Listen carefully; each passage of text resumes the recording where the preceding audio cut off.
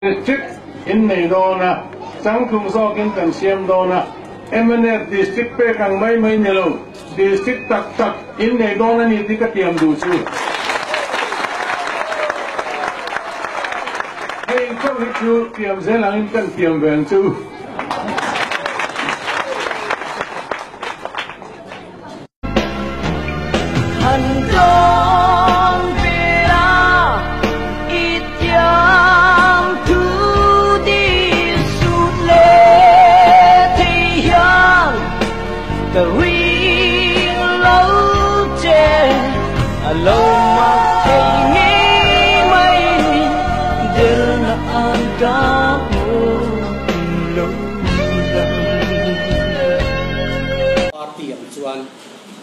chu hei hi ni ta ni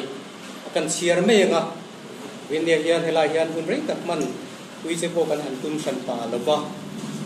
chu da kuala zirliana vice president Mizoram Pradesh Congress Committee aizol Mizoram subject Congress party member atanga no chwa na ramtana thopui du tak MPCC disciplinary action committee ni som pasari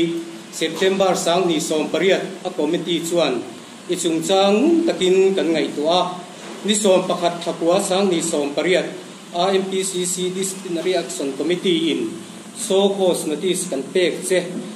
chu soifia tlaka ingai lo awang le home minister atanga I ban nuwa po press meet ma at kan party in kai fuaina in lungrual na in pum khat na le tho ho na te ti chezo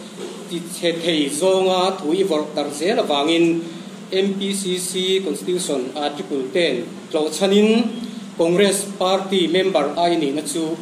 deni som pasari voin September sang ni som pariat atangin tiam chin omlova no chwa ini ti kan han siat ti ra che ti kha kan han thutlu na chu anitani